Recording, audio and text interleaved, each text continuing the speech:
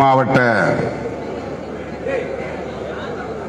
புறநகர் மாவட்ட செயலாளர் காளிமுத்து அவர்களே,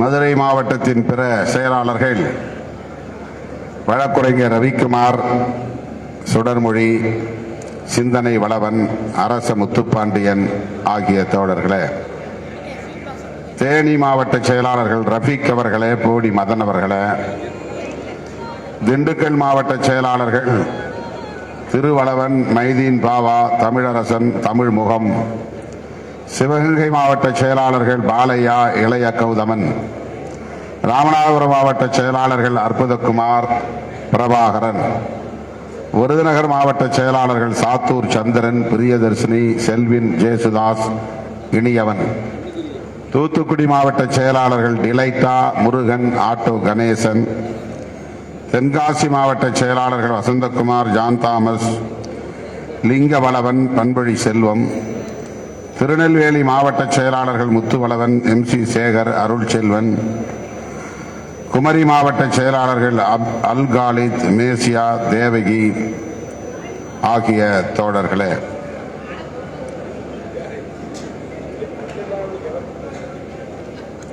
மண்டல பொறுப்பாளர்கள் தா மாலின், இரா தமிழ்வாணன், களக்காடு சுந்தர், வழக்குரைஞர் முருகன் ஆகிய தோழர்களே, இந்நிகழ்வில் பங்கேற்று இதனை சிறப்பித்துக் கொண்டிருக்கிற ஒருங்கிணைப்பாளர்கள் எல்லாளன், கனியமுதன், கலைவேந்தன், சங்கத்தமிழன், வில்லவன் கோதை, தமிழினியன் ஆகிய தோழர்களே, மாநில பொறுப்பாளர்கள் பே. ஆற்றலரசு, கா. கலைவாணன், ஆசா அன்பழகன், ஆ. செல்லப்பாண்டியன், இரா பாண்டியம்மாள், வழக்குரைஞர் VP இன்குலாப், சஜன்பராஜ், மேலூர் சசி, அகரன், தமிழேந்தி ஆகிய தோழர்களே, மற்றும் இந்த நிகழ்வில் பங்கேற்று சிறப்பித்துக் கொண்டிருக்கிற தென்மண்டல மாவட்ட பொறுப்பாளர்களே, திரளாக கூடியிருக்கிற என் உயிரின் உயிரான விடுதலை சிறுத்தைகளே, உங்கள் அனைவருக்கும் என்னுடைய பணிவார்ந்த வணக்கத்தை தெரிவித்துக் கொள்கிறேன்.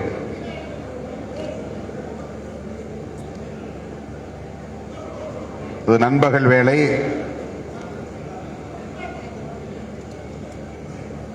உணவு ஏற்பாடு செய்யப்பட்டிருக்கிறது. கூட்டம் நிறைவடைந்த பிறகு அனைவரும் கட்டுப்பாடு காத்து தங்களுக்கான உணவு பொட்டலங்களை வரிசையில் நின்று பெற்றுக்கொள்ளவும்,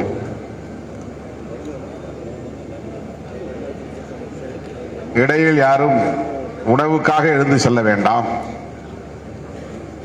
நான் உரையாற்றுகிற வரையில் தோழர்கள் பசியை பொறுத்துக் கொள்ள வேண்டும் என்று கேட்டுக்கொள்கிறேன்.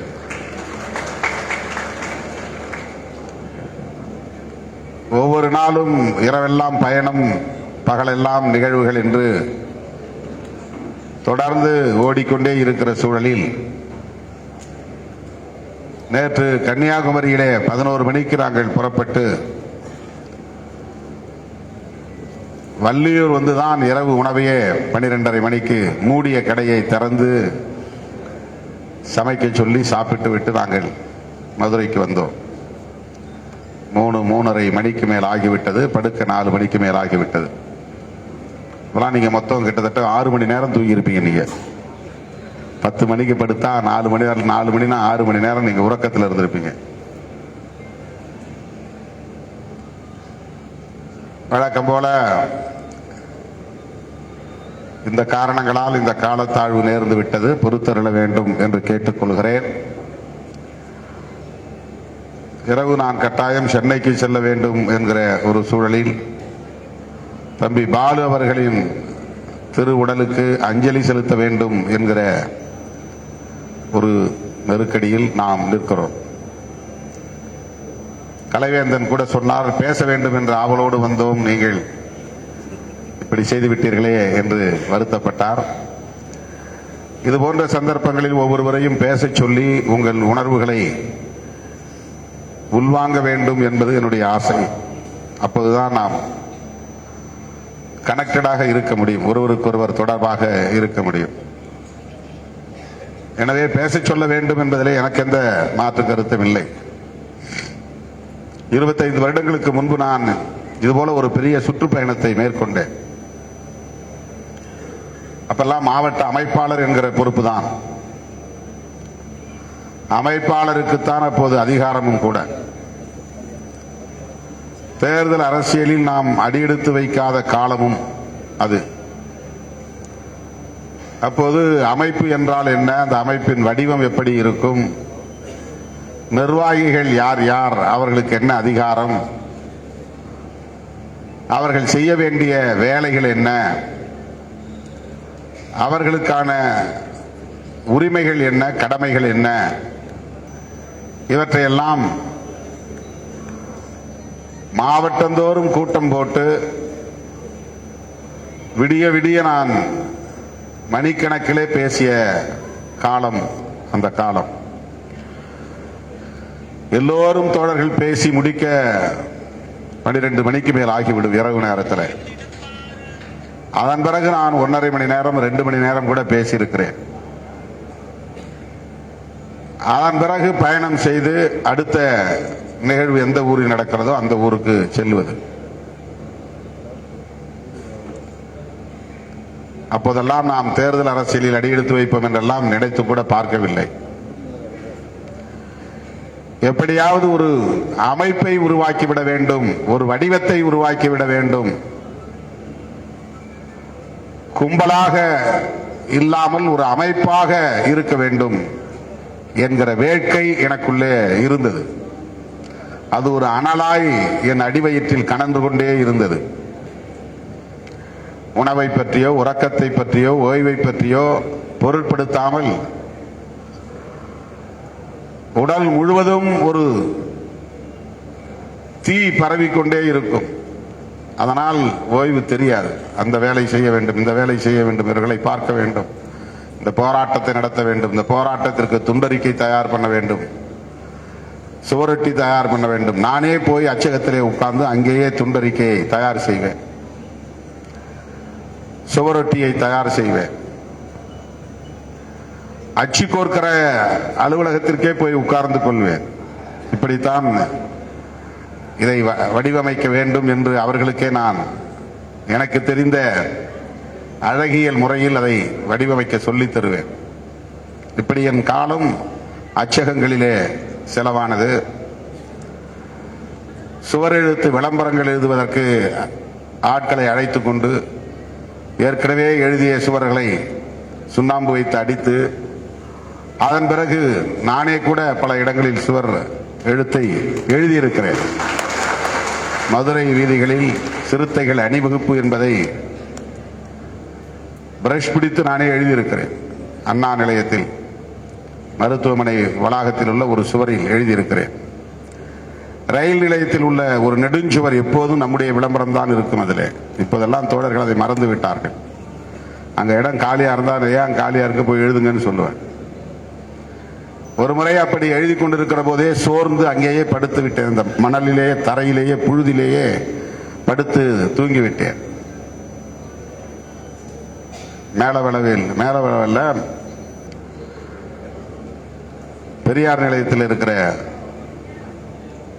அந்த ஊர் பேர் என்னப்பா, மேல வாசல், அதுல ஒரு தம்பி இருப்பார் செல்லப்பாண்டியன்னு. ஃபயர் மாதிரி வேலை செய்வான்.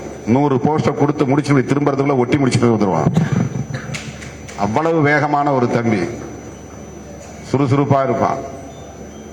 அப்படி ஒருத்தரையும் தனித்தனியா அணுகி அந்த காலத்தில் சுவரெழுத்துக்களை எழுதினோம், சுவரொட்டிகளை எழுதினோம், துண்டறிக்கைகளை வீடு வீடாக கொண்டு போய் கொடுத்தோம்,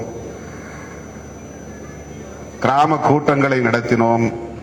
இரவெல்லாம் கூட்டம் பேசிவிட்டு வண்டி இருக்காது, நடந்தே சிட்டம்பட்டி வரையில் வந்து பிறகு லாரி பிடித்து விவேகானந்தா காலனி போய் செய்யும்போது விடிய காலம் 5 மணி ஆகிவிடும். பல முறை அப்படி கூட்டங்கள் நடந்திருக்கிறது. ஒரு முறை எங்களோடு எம்ஏ சந்தானம் ஐயா அவர்கள் கூட இரவு 2 மணி வரையில் கூட்டம் பேசிவிட்டு அங்கிருந்து நடந்தே வந்தோம். நடந்தே வந்து சேர்ந்தோம் ஈபி காலனிக்கு. விடிய காலை 4-4:30 மணிக்கு வந்து அதன் பிறகு அரிசி வச்சு கஞ்சி வச்சு காய்ச்சி குடிச்சிட்டு படுத்தோம். என்ன பசி, போற இடத்துல யாரும் சாப்பாடு ஏற்பாடு பண்ண மாட்டாங்க. கருவனூர்ல ஒரு நிகழ்ச்சிக்கு அழைச்சிட்டு போனாங்க. போகும்போது கார்ல அழைச்சி போனானோ, அப்புறம் விட்டாங்க. வரும்போது வண்டி இல்லை. அப்புறம் ஒரு செங்கல் லாரியில ஏறி வந்து சேர்ந்தோம். செங்கல் லாரியில ஏறி வீட்டுக்கு வந்து சேரும்போது 3-4 மணி ஆகி போச்சு. இதெல்லாம் எதுக்கு சொல்லுறேன்னா, எப்படியாவது இவர்களை ஒரு அமைப்பாக்கி விட வேண்டும். அங்க 100 பேர், இங்க 10 பேர், இங்க 2 பேர், அங்க 4 பேர் இருந்தா அது பேர் கும்பல். அது வந்து அமைப்புன்னு அர்த்தம் கிடையாது. இப்படி பேசிட்டு இருக்கும்போதே இதை பத்தி ஐயோ தலைவர்கள் உட்கார்ந்துருக்காங்க தெரியாம அம்பாட்ட மட்டன்னு உள்ள வரான். இங்க நிக்கிறான், அங்க நிக்கிறான், மேடையில் 500 பேர் நிக்கிறான். இதெல்லாம் வந்து கும்பல் கலாச்சாரம். இது ஒரு அமைப்பின் கலாச்சாரம் இல்லை. ஒரு அமைப்புன்னா தலைவர் வந்த பிறகு கூச்சல் இருக்கக்கூடாது, அந்த கட்டுப்பாடு வரணும். ஒரு அமைப்பாகிவிட்டோம் என்று சொன்னால் மேடையில் இருக்கிற பொறுப்பாளர்கள் யார் யார் வரையறுக்கப்பட்டிருக்கிறார்களோ, ஒருங்கிணைப்பாளர் தவிர எவ்வளவு பெரிய ஆளா இருந்தாலும் முன்னால வந்து உட்காரணும். இல்ல நானும் பெரிய ஆள் தான் அப்படின்னு வந்து மேடையில் நின்றுகிட்டு இருந்தா, பின்னால உட்கார்ந்துட்டு இருந்தா, அவங்க எந்த சிஸ்டத்துக்குள்ளேயும் அக்கஷ்டமாகலன்னு அர்த்தம். அமைப்பை மதிக்கலன்னு அர்த்தம். அமைப்பு வடிவத்துக்குள்ள வரலன்னு அர்த்தம். அமைப்புக்கான அரசியலை ஏற்றுக்கொள்ளவில்லைன்னு அர்த்தம். சும்மா திருமாவளவன் பின்னால நின்று ஒரு போஸ்ட் கொடுக்கணும், அவ்வளவுதான் அவன் நோக்கம். அவன் அமைப்புக்குள்ள, அமைப்பு வடிவத்துக்குள்ள அவன் இன்னும் அக்கஷ்டம் ஆகல, அதுக்குள்ள வரல, அதை ஒத்துக்கல. இந்த சிஸ்டம் என்னுடைய அமைப்பு தான் அப்படின்னு இந்த அமைப்பின் மீது அவனுக்கு மரியாதை உருவாக்கல. இந்த அமைப்பின் மீது மரியாதை உருவாக்கணும். இதுதான் 30-35 ஆண்டு கால போராட்டமாக தொடர்கிறது, போய்கொண்டே இருக்கிறது. ரொம்ப ரா மாப், அதாவது எந்த அரசியல் புரிதலும் இல்லாத, கொள்கை கோட்பாடுகளை உள்வாங்காத ஒரு சமூகத்தை, அதிலிருந்து சிலரை தேர்வு செய்து பொறுப்பாளர்களாக அடையாளம் கண்டு அவர்களுக்கு அரசியலை சொல்லி தந்து அவர்களை ஒரு அமைப்பாக மாற்றி அதன் மூலம் அரசியல் களத்திலே ஒரு தாக்கத்தை ஏற்படுத்தி ஆட்சி அதிகாரத்தை தீர்மானிக்கக்கூடிய ஒரு அரசியல் சக்தியாக வலுப்பெறுவது என்பது புளுக்குள்ள நடந்துறாது. அது வெறும் சாதி பேர்ல நடந்துறாது. சாதியை சொல்றதுனால ஒருத்தன் அப்படி வந்து ஒரு பொலிட்டிக்கல் போர்ஸா மாற முடியாது. ஒரு அமைப்பு பேர் பேனர் வச்சுட்டு அப்படி மாற முடியாது. அதுக்காக நாம் சிந்தி இருக்கிற வேர்வை, நாம் கொட்டி இருக்கிற குருதி கொஞ்சம் நெஞ்சம் அல்ல. 1990களின் தொடக்கத்தில் எப்படி அலைந்தேனோ அப்படி இன்றைக்கும் அலைந்து கொண்டிருக்கிறேன். 1991 எப்படி நான் ஓடிக்கொண்டிருந்தேனோ அப்படி ஓடிக்கொண்டே இருக்கிறேன். அப்போது எப்படி ஒரு நாளைக்கு 3 அல்லது 4 மணி நேரம் தான் என்னால் உறங்க முடியும் என்ற நிலை இருந்ததோ அதுதான் இன்றைக்கும் நீடிக்கிறது. என்ன மாற்றம்னா, அன்னைக்கு நான் பஸ்ல போனேன், இன்னைக்கு கார்ல போறேன். அன்னைக்கு இருக்கிறவங்களுக்கு என்னால எனக்கு ஒரு டீ வாங்கி கூட சக்தி இருக்காது.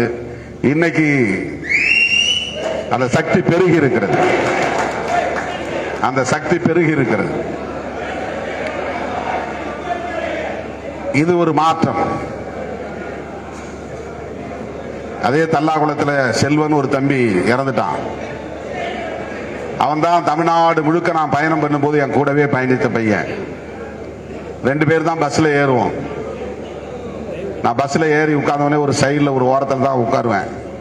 அன்னைக்கு பஸ்ல பூத்துன்னு காத்து அடிக்கும். விடிய காலம் 4:30 மணிக்கு பஸ் ஏறுவோம், 5 மணிக்கு பஸ் ஏறுவோம். அந்த காத்து புழுதி எல்லாத்தையும் அப்படியே சுவாசிச்சு சைனஸ் வந்துருச்சு. 5 மணி நேரம் 6 மணி நேரம் எங்கேயாவது ஒரு இடத்துல வண்டி நிப்பாட்டா அங்க போய் ஒரு தண்ணி பாக்கெட்டு தான் வாங்குவோம். பாக்கெட் வாங்குற அளவுக்கு தான் சக்தி. பாக்கெட்ல தண்ணி அடைச்சு கொடுப்பாங்க. பெரும்பாலும் அவனுக்கு தான் நான் பிஏ மாதிரி இருந்தேன், எனக்கு அவன் பிஏ மாதிரி இல்லை. என் கூட எல்லாருமே இப்ப வரலும் பிஏக்களுக்கு நான் தான் பிஏ. அவங்களுக்கு தான் நான் சொல்லணும், அவங்க எனக்கு நினைவுபடுத்த மாட்டாங்க. நான் தான் அவங்களுக்கு சொல்லணும், என்னப்பாச்சு, ஏதாச்சு, என்ன நிகழ்ச்சி, என்ன நோட் பண்ணி வச்சிருக்கிறேன் அப்படின்னு. அந்த தம்பி தான் கூட வருவார். பாதுகாப்பு கிடையாது. எங்க பார்த்தாலும் சாதி பகை. சென்னகரப்பட்டி பிரச்சனை, மேலவளவு பிரச்சனை, எத்தனை படுகொலைகள், எத்தனை சாதிய வன்முறை வெறியாட்டங்கள். இதே மாதிரி இங்க வடகாடுன்னு சொல்ற மாதிரி இங்க வடகாடு பட்டி நினைக்கிறேன், மதுரை ஒரு ஊர்ல அங்க உள்ள போய் நாங்க மாட்டிக்கிட்ட போலீஸே எங்களுக்கு எதிராக இருக்கிறான். ஒரு ஊரை அடிச்சு துவம்சம் பண்ணிட்டாங்க, எங்க தேவர சிலை அவமதிச்சிட்டாங்க சொல்லி மதுரை மாவட்டம் முழுக்க எத்தனையோ பல கிராமங்களில் தாக்குதல் நடந்துச்சு. கோடாகிப்பட்டி இல்ல, அதான் சொல்றேன், வடகாடுப்பட்டி தான். அது வடகாடுப்பட்டினே ஒரு போலீஸ் ஸ்டேஷன்காரனே எங்களை கிண்டல் பண்றான், இவங்க வந்துட்டாங்களான்னு. ஊரே சூழ்ந்துக்கிட்டாங்க. அப்படியே எஸ்ஐயோ இன்ஸ்பெக்டரோ சொல்றான், சார் நீங்க டக்குனு எஸ்கேப் ஆகுங்க, போங்க, ஊர்காரங்க சூடுறாங்க. பாதிக்கப்பட்ட மக்களை பார்க்க போன இடத்துல அவ்வளவு பெரிய த்ரெட் இருந்துச்சு, அச்சுறுத்தல் இருந்துச்சு. இன்னைக்கு உங்களுக்கு சாதாரணமா தெரியும், பல இடங்கள்ல வந்து எங்களை தேடிக்கிட்டு பின்னாலே வந்து தாக்குதல் நடத்துறதுக்கு முயற்சி பண்ணாங்க. அதெல்லாம் எஸ்கேப் ஆனோம். இவ்வளவு அச்சுறுத்தல்களை எதற்காக நாம் எதிர்கொண்டோம், தாங்கிக் கொண்டோம், காலில் வெந்நீர் ஊற்றிக்கொண்டு ஓடிக்கொண்டே இருக்கிறோம் என்றால் ஒரே நோக்கம்தான், சிதறி கிடக்கிற இந்த மக்களை எப்படியாவது அமைப்பாக்கிவிட வேண்டும் என்பதுதான். ஒரு போர்ஸா மாறணும். லட்சக்கணக்கான மக்கள் இருக்கலாம், கோடிக்கணக்கான மக்கள் இருக்கலாம். அந்த மக்களை ரெப்ரசன்ட் பண்ணக்கூடியவர்கள் அரசியல் புரிதல் உள்ளவர்களாக மாற வேண்டும். அதுதான் அமைப்பாதல் அர்த்தம். அமைப்பாவதால் மட்டுமே அத்துமீற முடியும், அத்துமீறலால் மட்டுமே அடக்குமுறைகள் உடையும். இது என்னுடைய முழக்கம். 25 வருஷத்துக்கு முன்னாடி உனக்கு அடக்குமுறை இருக்குது, கதற, கத்துற, அழுவுற, கண்ணீர் வெடிக்கிற, சிந்துற, எவனோ ஒருத்தர் எம்ஜிஆர் மாதிரி வந்து உனக்கு பாதுகாப்பு கொடுக்க முடியாது. அது சினிமாவில் தான் முடியும். நிஜ எம்ஜிஆராலே முடியல.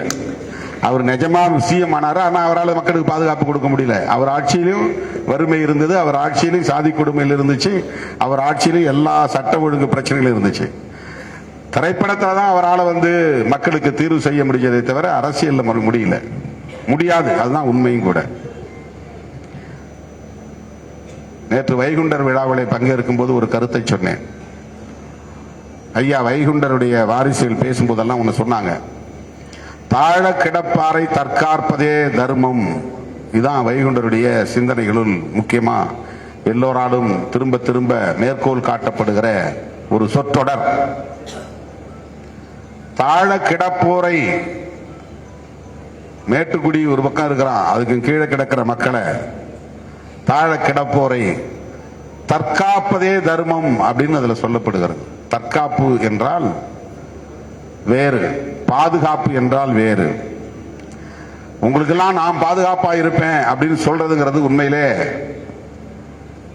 செய்ய முடியாத ஒன்று. நீங்கள் உங்களை தற்காத்துக் கொள்ளுங்கள் என்று சொல்லுவதுதான் முக்கியமானது. ஆக ஐயா வைகுண்டர் என்ன சொல்றாருன்னா, தாழ கிடப்போரை பாதுகாப்பதே தர்மம் சொல்லல, தாழ கிடப்போரை தற்காப்பதே தர்மம் என்று சொல்லுகிறார். தன்னைத்தானே தற்காத்துக் கொள்ளக்கூடிய வகையில் அவர்களை விழிப்புணர்வு செய்வதே, விழிப்புணர்வு பெற செய்வதே தர்மம். ஊரை ஒருத்தன் கொளுத்துறான்னா வேற எவனோ வந்து அந்தரத்துல வந்து குதிச்சு உனக்கு காப்பாற்ற முடியாது. ஊரை கொளுத்த விடாத அளவுக்கு நீ வலிமை பெற்றவனாக இருக்க வேண்டும். ஊருக்குள்ளே புகுந்து அடிக்கிற அளவுக்கு ஒருவனுக்கு தெம்பு வருகிறது என்றால் அதற்கு என்ன காரணம்? நீ பலவீனமாக இருக்கிறாய் என்பதை அவன் நம்புகிறான். அந்த துணிச்சல தான் வரான். உள்ள போயிட்டு வெளியே வர முடியாதுங்கிற பயம் இருந்தா வரமாட்டான். அதுதான் தற்காப்பு.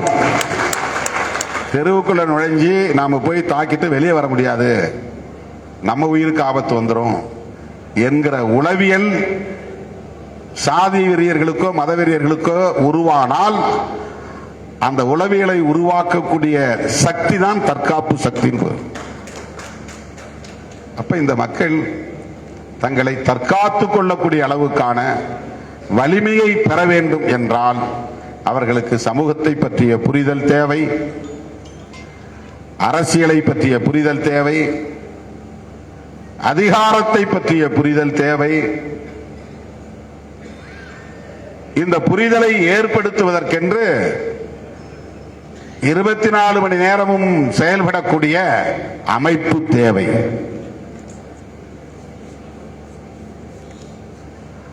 RSS என்கிற ஒரு அமைப்பு நீங்க கேள்விப்பட்டிருப்பீங்க. ஆங்கிலத்தில் RSS. அந்த ஆருக்கு என்ன பொருள், என்ன வார்த்தைன்னா ராஷ்டிரிய அப்படின்னு அர்த்தம். ராஷ்டிரியன்னா தேசிய அப்படின்னு அர்த்தம். வடமொழியில ராஷ்டிரிய, தமிழ்ல தேசிய. ஒரு எஸ்க்கு முதல்ல இருக்கிற எஸ்க்கு சுய சேவக் அப்படின்னா தன்னார்வ தொண்டு, சுயம்னா தன், சேவக் அப்படின்னா தொண்டர் அப்படின்னு அர்த்தம். தானே வந்து வேலை செய்யக்கூடிய ஒரு தொண்டன். வேலைக்கு அப்பாயின் பண்ணி ஒருத்தன் வேலை செய்யறதுங்கிறது வேற, அவன் சம்பளத்துக்கு வேலை செய்யறவன். இவன் எந்த எதிர்பார்ப்பும் இல்லாமல், சம்பளம் இல்லாமல் தன்னியல்பாக நான் என் மக்களுக்கு தொண்டு செய்ய விரும்புகிறேன், ஒரு படிப்பகை இந்த ஊர்ல கட்ட நான் விரும்புறேன், மருத்துவமனையை கொண்டு வரதுக்கு விரும்புறேன், படிக்க விரும்புகிற பிள்ளைகளுக்கு வழிகாட்டுவதற்கு நான் விரும்புகிறேன், அவர்களுக்கு ஏதேனும் பொருளுதவி செய்ய விரும்புகிறேன், இதெல்லாம் செல்ஃப் சர்வீஸ். அத வடமொழியில சுய சேவக் அப்படிங்கிறான். இன்னொரு எஸ்க்கு பேரு சங். சங்குன்னா சங்கம், ராஷ்டிரிய சுய சேவக் சங். அது தொடங்கி இந்த 2025ஓட 100 வருஷம் ஆகிறது. 100 இயர்ஸ். அந்த அமைப்பின் பின்னணியில் அதனுடைய கொள்கையை உள்வாங்கிக் கொண்டு திருமணம் கூட செய்து கொள்ளாமல் முழு நேர பணியாளராக இந்தியா முழுவதும் 13,000 பேர் வேலை செய்கிறார்கள். அது அவங்களே அறிவித்த அறிவிப்பு. எனக்கு குடும்பம் வேணும், எனக்கு பெண் பிள்ளை வேணும், நான் அதுக்கு சொத்து சேர்க்கணும், அவங்கள படிக்க வைக்கணும், அதுக்கு யாரையாவது நான் ஒருத்தனை வந்து ஒரு கட்சியில சேர்ந்து அந்த தலைவனை பயன்படுத்திக்கணும் அப்படின்னு நினைக்கல. அதுக்காக கட்சியில சேர்றது,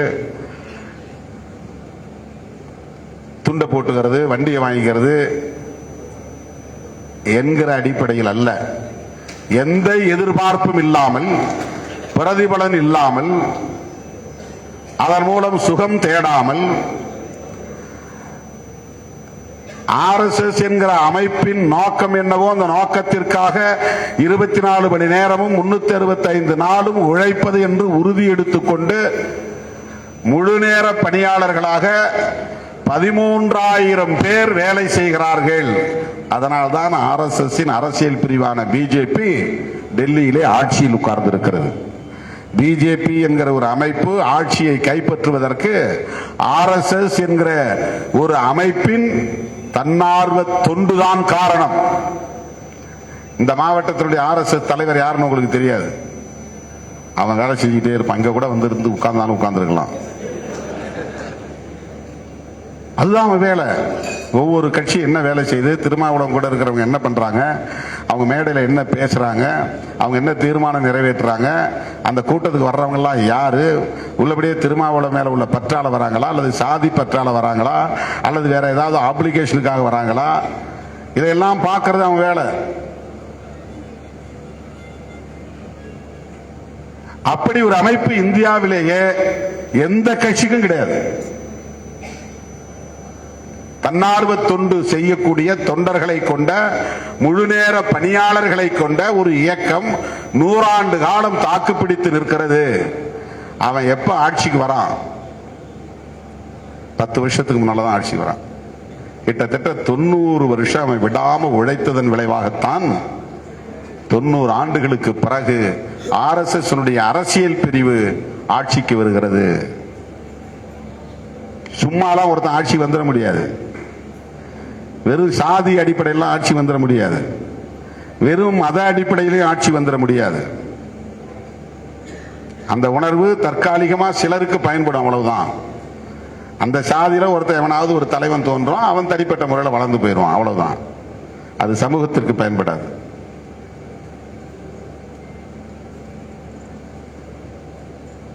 அவனுக்கு ஒரு செயல் திட்டம் இருக்கிறது, ஒரு நோக்கம் இருக்கிறது. நோக்கத்தை நடைமுறைப்படுத்துவதற்கு செயல் திட்டம். செயல் திட்டம்னா வெறும் சொல்லாது நினைக்காதீங்க. அதுக்கு ஒவ்வொரு சொல்லுக்கும் என்ன பொருள்ங்கிறத பார்க்கணும் நீங்க. செயல்னா என்ன, திட்டம்னா என்ன? செயல் திட்டம். அதை நடைமுறைப்படுத்துவதற்கு எப்படி அப்படின்னு அவன் திங்க் பண்றான். இப்ப வந்து RSSக்கு சில நோக்கங்கள் இருக்கு. இந்தியாவுடைய பெயரை மாற்ற வேண்டும். எப்படி மாற்றுறது? இந்து ராஷ்டிரா என்று பெயரை மாற்ற வேண்டும். அகண்ட பாரதத்தை உருவாக்க வேண்டும். இப்ப இருக்கிற பாரதத்தை மட்டும் இல்ல, ஜம்மு காஷ்மீருக்கு பக்கத்துல பாகிஸ்தானுடைய ஆக்கிரமிப்பு ஒரு பகுதி இருக்கு, POK சொல்றான். அதை பாரதத்தோட இணைக்கணும். பாகிஸ்தானையே பாரதத்தோட இணைக்கணும். ஆப்கானிஸ்தான்ல சில பகுதி இருக்கு, அதையும் பாரதத்தோட இணைக்கணும். அங்கதான் சிந்து நதி எல்லாம் ஓடுது. பாரதத்தினுடைய உயிர் நதி சிந்து நதி. நம்முடைய பாரதத்தின் ஜீவ நதியாக இருக்கிற சிந்து பாகிஸ்தானுக்குள்ள போயிருச்சு நாடு பிரிவினை அடைஞ்ச உடனே. ஆகவே அதையெல்லாம் நம்ம பாரதத்தோட சேர்க்கணும். இன்னைக்கு பங்களாதேஷ் அதுவும் பாரதத்தோட இருந்ததுதான் பிரிட்டிஷ் ஆட்சி காலத்தில். அது ஈஸ்ட் பாகிஸ்தான், இது வெஸ்ட் பாகிஸ்தான். நாடு பிரியும் போது இதுவும் பாகிஸ்தான் தான், இதுவும் பாகிஸ்தான் தான். ரெண்டு பக்கமும் பாகிஸ்தான் இருந்தா நாளைக்கு இந்தியாவுக்கு பெரிய ஆபத்தா இருக்கணும். இந்திரா காந்தி காலத்துல இந்த பக்கம் இருக்கிற முஸ்லீம்களை உன்னை நான் ஆதரிக்கிறேன், நீ பாகிஸ்தானுக்கு எதிராக சண்டை போடு, உனக்கு தனிநாடு உருவாக்கி தரேன் அப்படின்னு இந்தியா போய் போர் தொடுத்து படை நடத்தி அந்த பாகிஸ்தானை பங்களாதேஷ் பிரிச்சு அவன்கிட்ட கொடுத்துட்டாங்க. இப்ப அது வேறு நாடாகி போச்சு. இப்ப இந்தியாவுக்கு அது பாதுகாப்பு. ஒரே நேரத்தில் பாகிஸ்தான் இங்க இருந்து அடிச்சானா என்ன ஆகும் இந்தியா? இப்ப அன்னைக்கே புத்திசாலித்தனமா நாடு பிரிஞ்சு போச்சு பாகிஸ்தான். ஆனா ரெண்டு பக்கமும் பாகிஸ்தான் இருந்தா எதிர்காலத்தில் பெரிய ஆபத்து வரும் இந்தியாவுக்குன்னு அன்னைக்கு இந்த பக்கம் இருந்த முஸ்லிம்களுக்கான ஈஸ்ட் பாகிஸ்தானை பங்களாதேஷ்னு ஒரு தனி நாடாக ஆக்கி கொடுத்துட்டாங்க. இப்ப பாகிஸ்தானோடு பங்களாதேஷுக்கு உறவு கிடையாது. ஏன்னா அது வேறு நாடாகி போச்சு. அரசியல் உறவு இருக்கலாம், பாகிஸ்தான் என்கிற உணர்வு இருக்காது. அது பங்களாதேஷ். அகண்ட பாரதம் அது RSS உடைய நோக்கம். இந்து ராஷ்டிரம் அது RSS உடைய நோக்கம். மத சார்புள்ள ஒரு அரசு, மத சார்புள்ள ஒரு அரசு. அரசுக்கு ஒரு மதம் வேணும். இந்தியாவில் அரசுக்கு மதம் கிடையாது. உனக்கு மதம் இருக்கலாம், எனக்கு மதம் இருக்கலாம், யாருக்கு மதம் இருக்கலாம். இந்த இந்தியாவில் இருக்கிற 130 140 கோடி மக்களும் ஏதாவது மதம் சார்ந்து இருக்கலாம். ஆனா யூனியன் கவர்மெண்ட் ஆஃப் இந்தியா மதம் சார்ந்து இருக்க கூடாது. அது கான்ஸ்டிடியூஷன் சொல்லுது. அதுதான் அம்பேத்கருடைய கனவு. RSS அது எப்படி அவன் முஸ்லீம் பிரிஞ்சு போய் முஸ்லீம் நாடுன்னு அறிவிச்சுக்கிட்டான். அந்த நாட்டுக்கு ஒரு அரச மதத்தை உருவாக்கிட்டான். இஸ்லாம் தான் அவனுக்கு அரச மதம். நாங்க இந்துக்கள் பெரும்பான்மையா இருக்கிறோம், இது இந்துக்கள் நாடுன்னு அறிவிக்கிறதுல என்ன தப்பு இருக்கு? Logic correct. ஆனா அதை ஏன் விடல? ஜவஹர்லால் நேருவால் ஏன் முடியல? காந்தியால் ஏன் முடியல?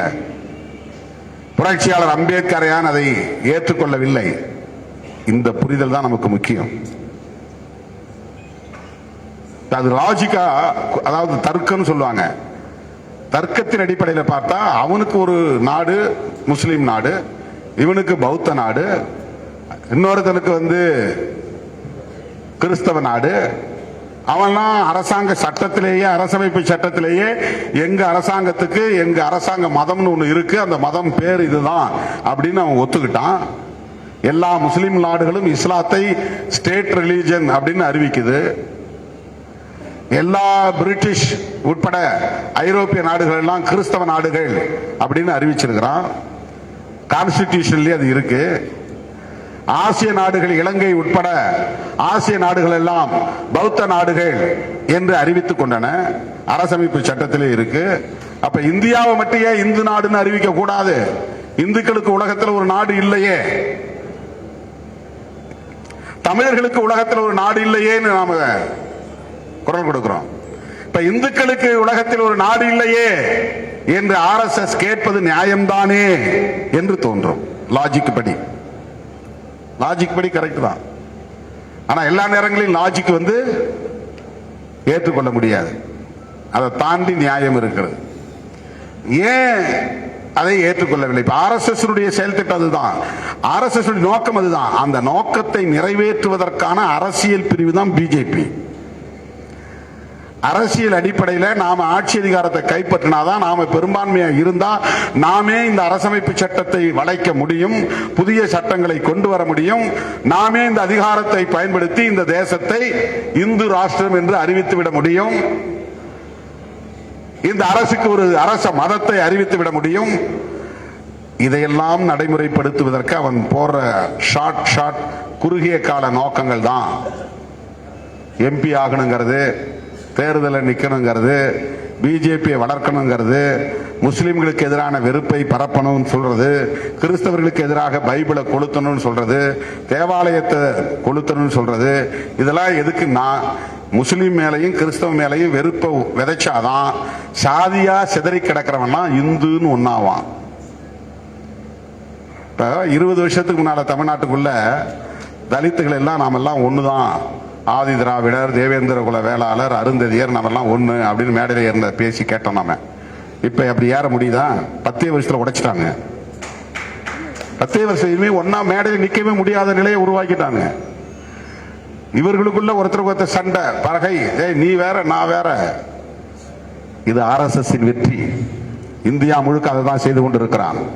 உனக்கு அம்பேத்கர் தலைவரே இல்லைங்கிறான், பிரச்சாரம் பண்றான். அவர் யார்? உனக்கு எப்படி தலைவரா இருக்க முடியும்? உன் சாதிக்குள்ளே ஒரு தலைவரை பாருன்னு சாதி உணர்வை தூண்டுறான்.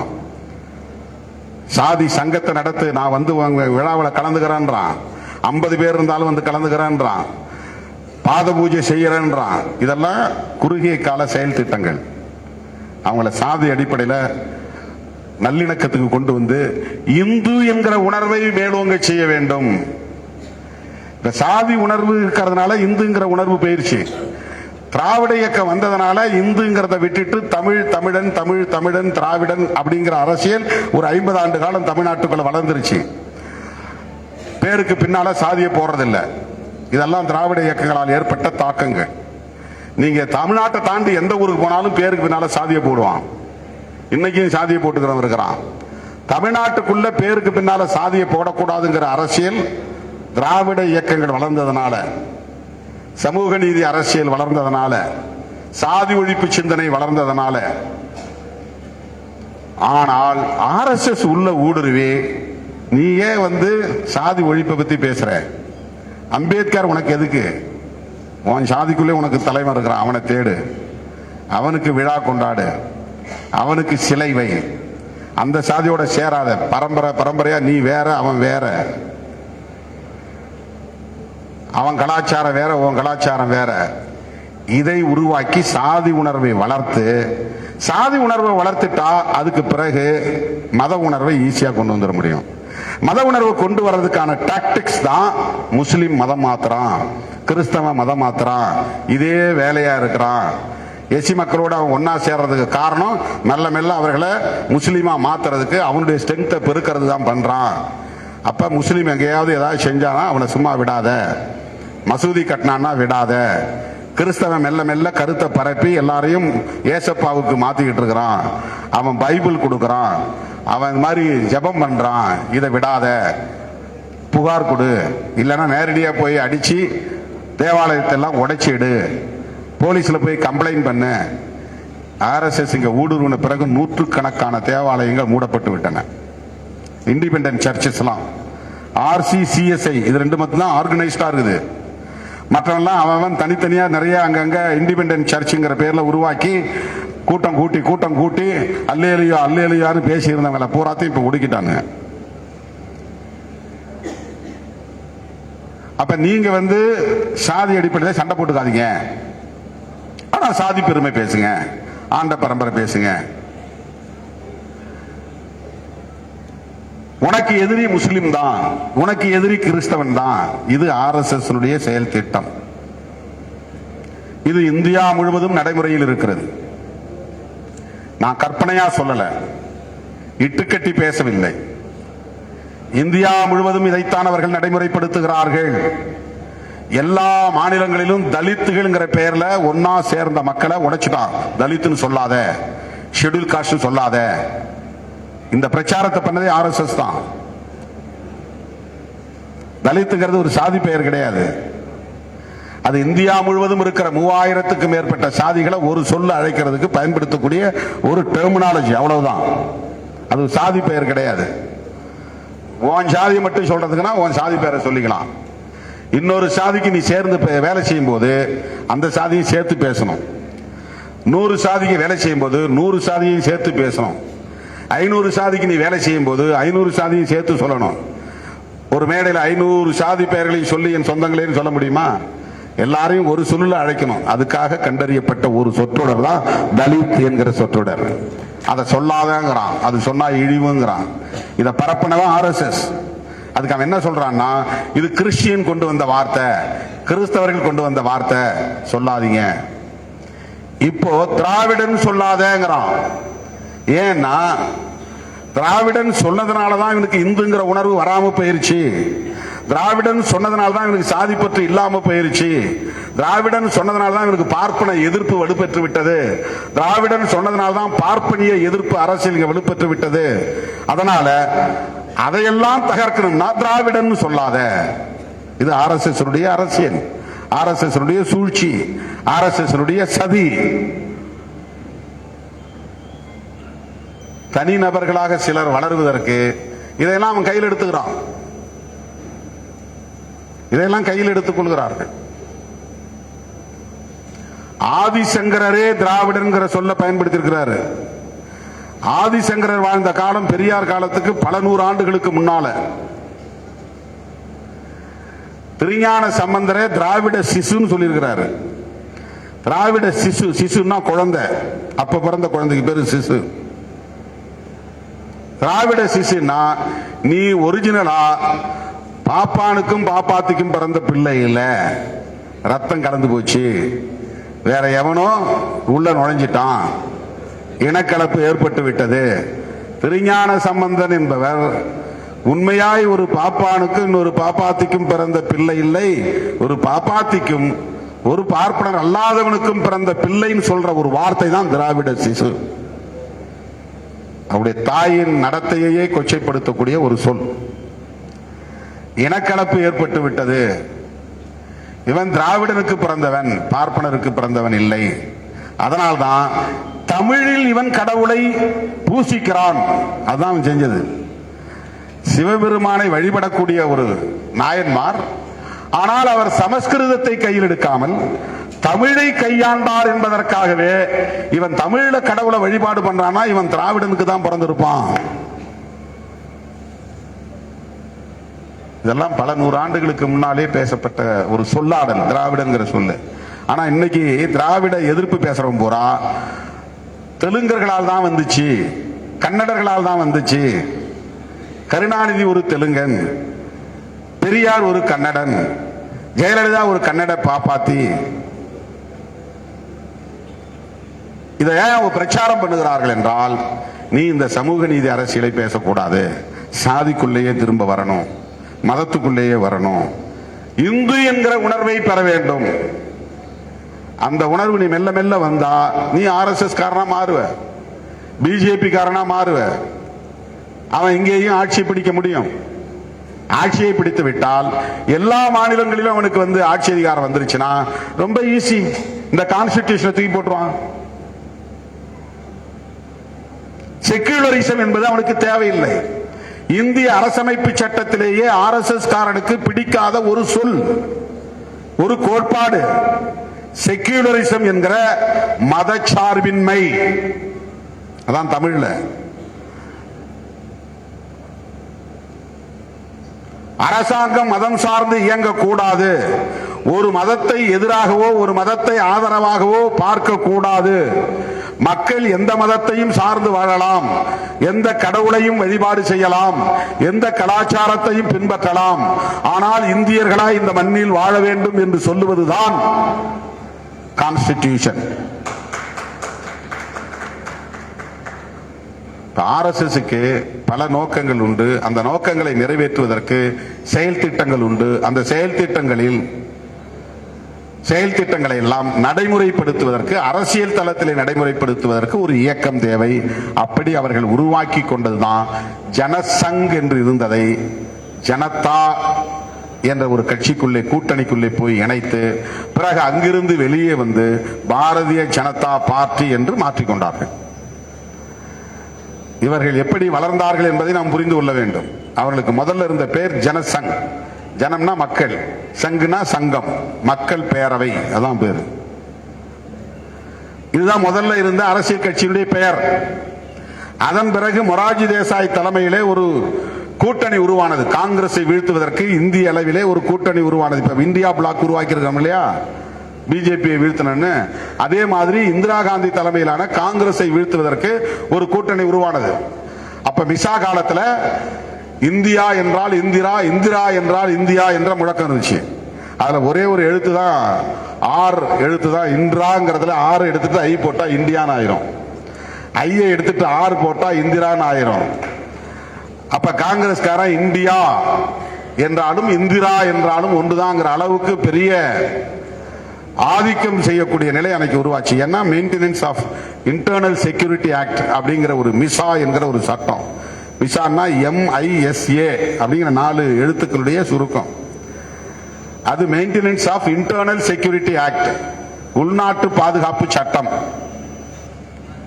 அந்த சட்டம் வந்த போது 20 அம்ச திட்டம் கொண்டு வந்தாங்க. அந்த அம்மா 20 அம்ச திட்டம் கொண்டு வந்த போது யார் யாரெல்லாம் எதுக்குறானோ அவ்வளவு பேரும் தூக்கி உள்ள போட்டாங்க. நீ எவ்வளவு பெரிய கொம்பனா இருந்தாலும் சொல்லிட்டு, மொரார்ஜி தேசாய், சரண் சிங்,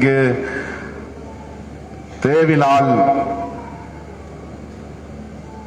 யார் யாரோ அப்போ பெரிய பெரிய ஆட்கள்லாம், மூத்த பல தலைவர்கள், அவங்கெல்லாம் தூக்கி வட இந்தியாவில் இருக்கிறவங்க பூரா தென்னிந்தியாவில் போட்டாங்க, தென்னிந்தியாவில் இருக்கிறவங்க பூரா வட இந்தியாவில் போட்டாங்க. அந்த அளவுக்கு கடுமையான நெருக்கடி. அந்த நேரத்தில் இவங்க எல்லாம் ஒன்னா சேர்ந்து காங்கிரஸை வீழ்த்தணும், இந்திரா காந்தியை வீழ்த்தணும் ஒரு கூட்டணி உருவாக்குனாங்க. அந்த கூட்டணியில ஒரு கட்சியா சேர்ந்தது தான் ஜனசங். அப்புறம் அந்த ஜனதா அப்படிங்கிற ஒரு கூட்டணி உருவானாங்க. அது எல்லாத்துக்கும் சேர்ந்து மொத்த பேர் ஜனதா.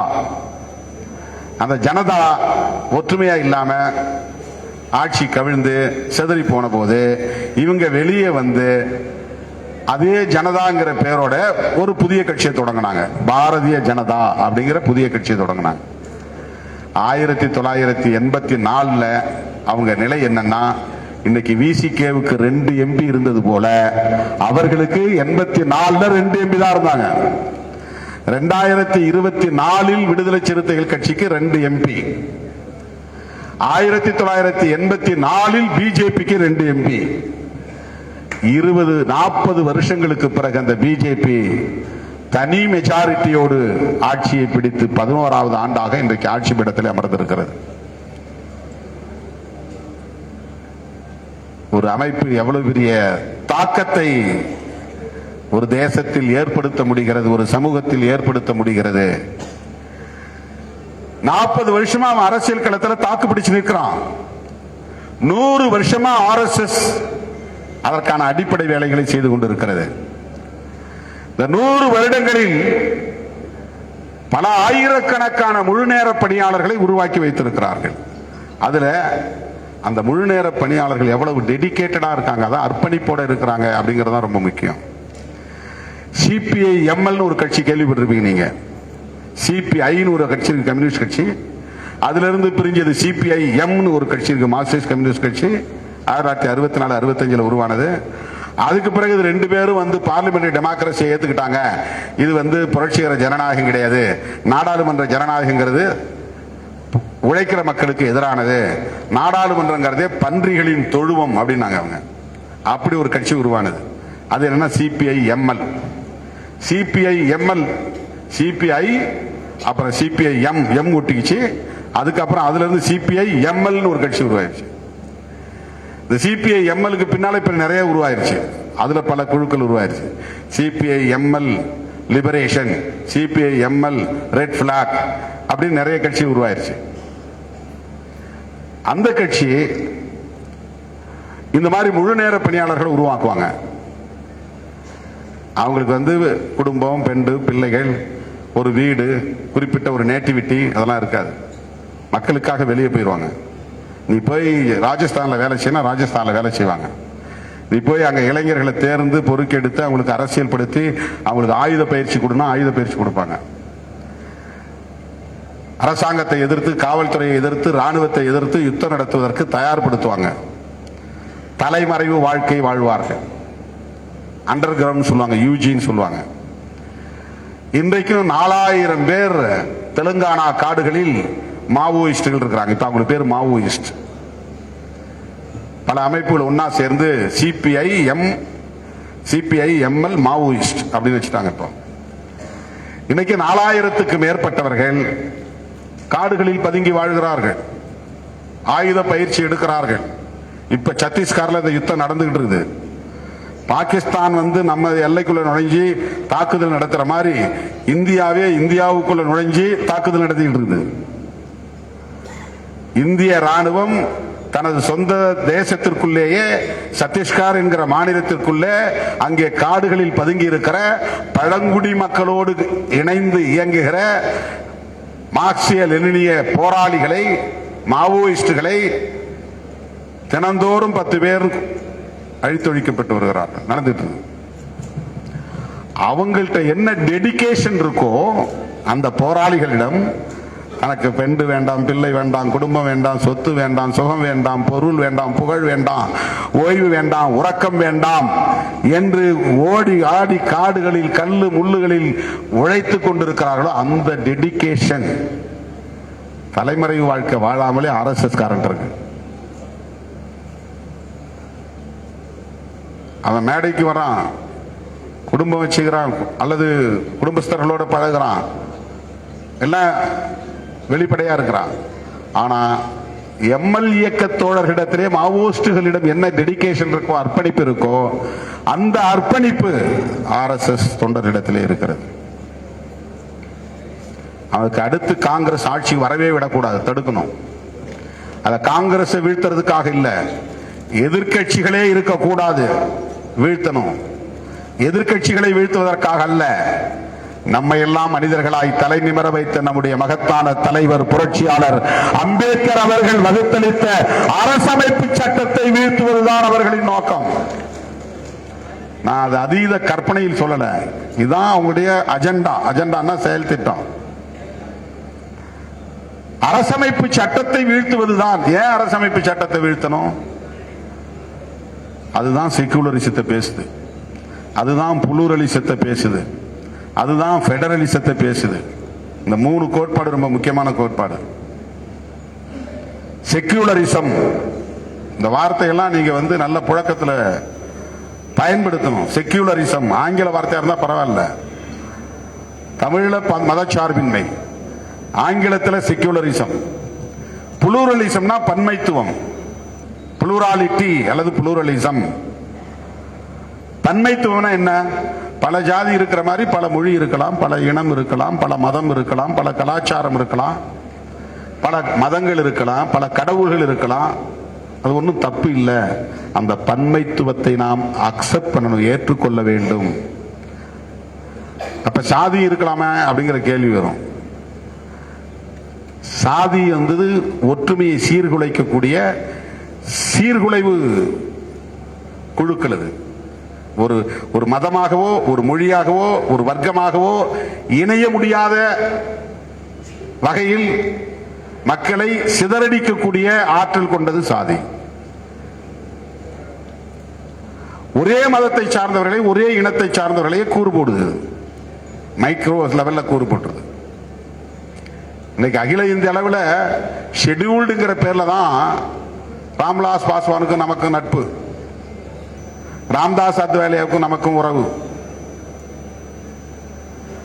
மொழின்னு எடுத்துக்கிட்டா அவர் ஹிந்தி, நாம தமிழ், உனக்கும் எனக்கும் உறவு இல்லை. சாதின்னு எடுத்துக்கிட்டா அவர் மகர், நாம வேற. அப்படின்னா உன் ஜாதி வேற, என் ஜாதி வேற, சேரவே முடியாது, ஒருங்கிணைந்து செயல்பட முடியாது. இப்ப சாதி எப்படி நம்மளை சிதறடிக்குது பாருங்க. அந்த பன்மைத்துவத்தை நாம் ஏற்க முடியாது. அதனால்தான் இந்த நாட்டுக்கும் மதம் வேண்டும், அரச மதம் வேண்டும் என்ற கேள்வி அரசியல் நிர்ணய சபையிலேயே எழுப்பப்பட்ட போது புரட்சியாளர் அம்பேத்கர் உட்பட, ஏன் காந்தியடிகள் உட்பட அரசுக்கு மதம் வேண்டாம் என்கிற நிலைப்பாட்டை எடுத்தார்கள். அதுக்கு என்ன காரணம்? அரசுக்கு மதம் வேண்டுமானால் இங்கே சீக்கிய மதத்தை அரசு மதம் அறிவிக்க முடியாது, அது ரொம்ப மைக்ரோஸ்கோபிக்.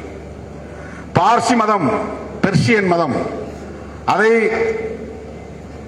அரச மதம் அறிவிக்க முடியாது, அது ரொம்ப ரொம்ப ரொம்ப மைக்ரோஸ்கோபிக் மைனாரிட்டி.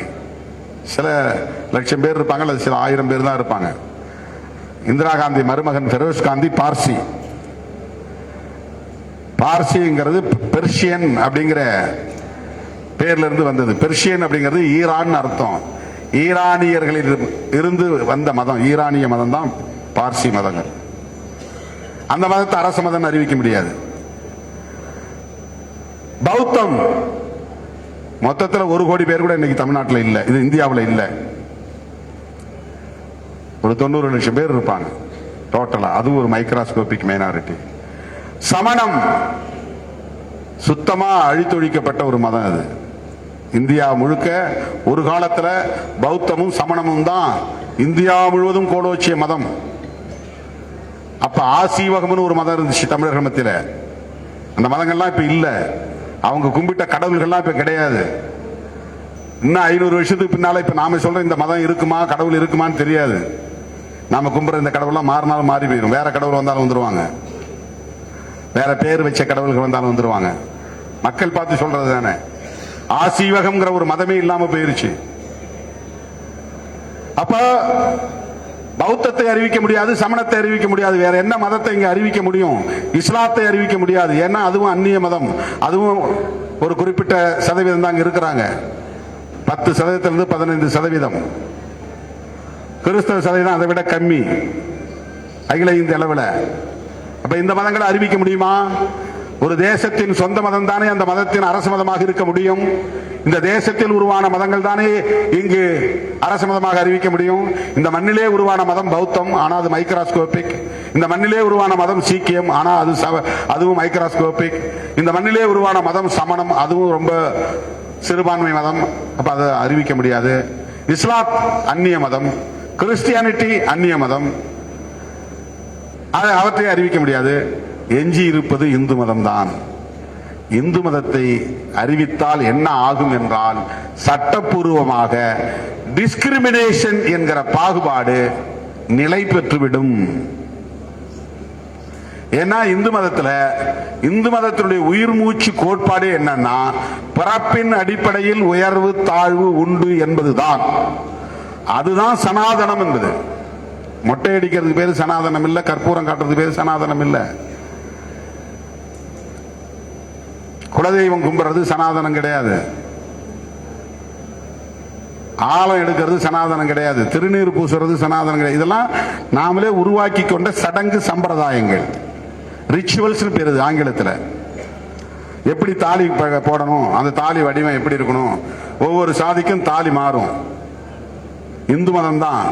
இந்து மதத்திலேயே ஐயர் வேற மாதிரி தாலி இருக்கும், ஐயங்கார் வேற மாதிரி தாலி இருக்கும். அது அந்தந்த வகையரா உருவாக்கிக்கிட்டது, அந்த மதம் சொல்லல. அந்தந்த வகைராவுக்கு யார் தலைமை தாங்கினாலும் தலைமை தாங்கணும் ஒரு வழிகாட்டுவான். அம்பேத்கரியம்ங்கிறது பொதுவானது.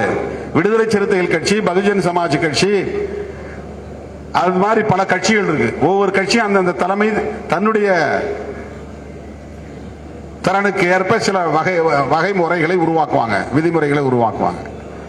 இந்த கொடி தான், நாம ஒரு கொடியை உருவாக்குறோம், அவங்க ஒரு கொடியை உருவாக்குறாங்க. இது அம்பேத்கர் உருவாக்குனது இல்லை. அம்பேத்கரின் அரசியல் கிடையாது. நீளமும் சிவப்பும் சேர்ந்து நடுவிலே நட்சத்திரம் பொறிக்கப்பட வேண்டும் என்பது அம்பேத்கரியம் இல்லை, அது சிறுத்தைகளின் நிலைப்பாடு. கொடியில யானை படத்தை போட்டுக்கணும் அப்படிங்கிறது அம்பேத்கர் சொல்லல, அது பிஎஸ்பி எடுத்துக்கிட்ட முடிவு.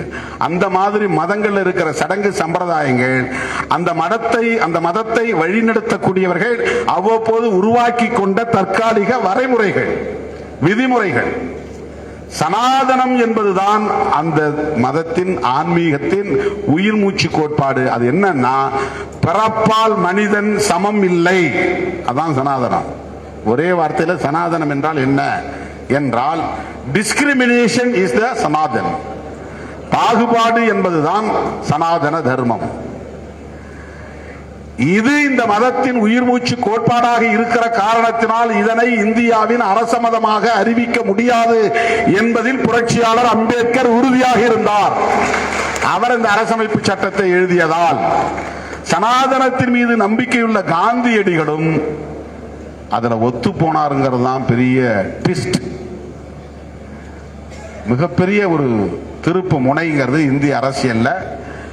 காந்தியடிகளும் இந்திய அரசுக்கு அரச மதம் தேவையில்லை என்கிற நிலைப்பாட்டில் உறுதியாக இருந்தார். ஜவஹர்லால் நேரு கூட தன்னை ஒரு நாத்திகன் என்று அறிவித்துக் கொண்டவர். அவற்றை ஒரு முற்போக்கான பார்வை இருந்தது. சரி, காந்தியடிகள் தன்னை சனாதனி என்றே அறிவித்துக் கொண்டவர்.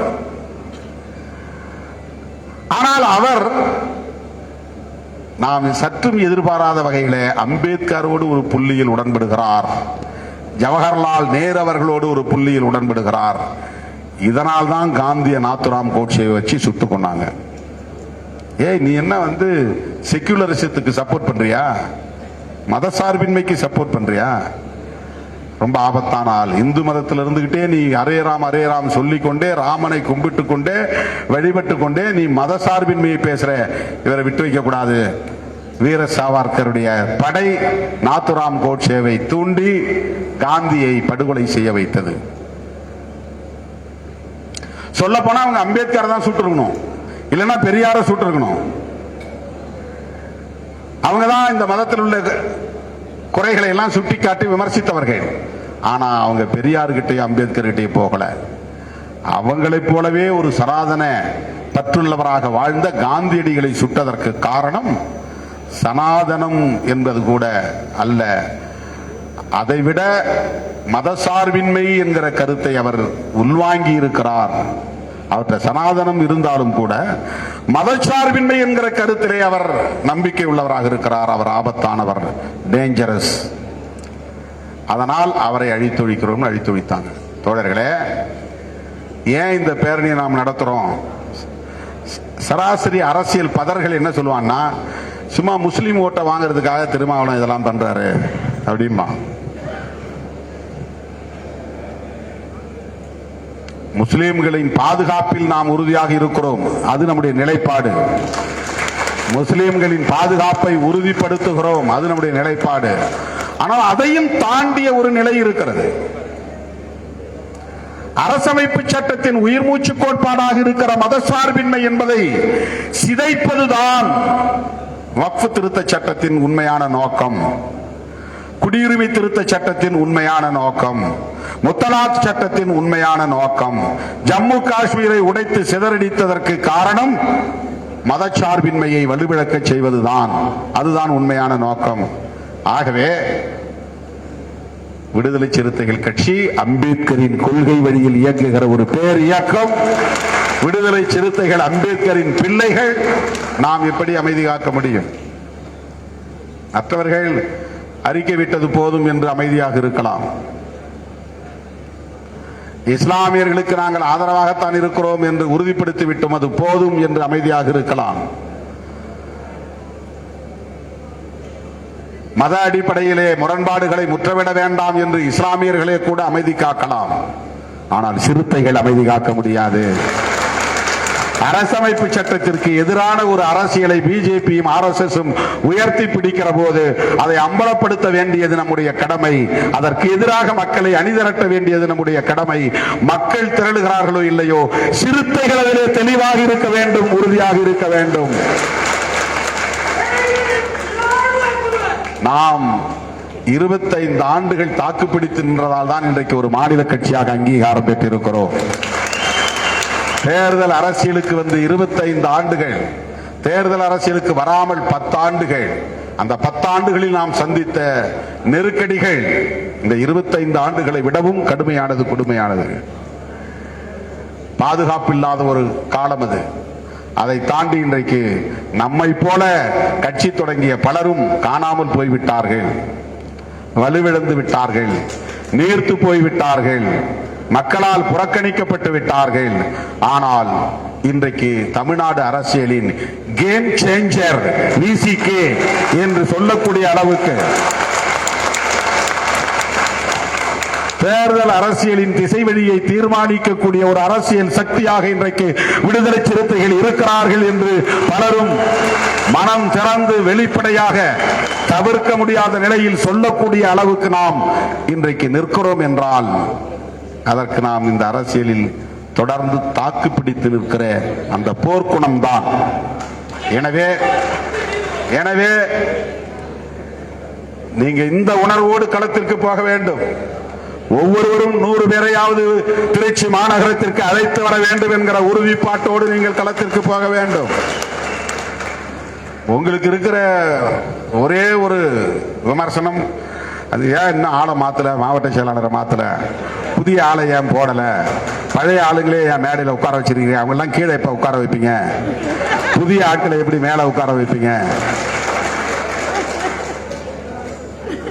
இது எல்லாமே நடக்கும். உங்களுடைய கான்ட்ரிபியூஷனை பொறுத்து இருக்குது. நீங்க எந்த அளவுக்கு வேகமா இதுல கிளைம் பண்றீங்கிறத பொறுத்து இருக்குது. ஒவ்வொருத்தரும்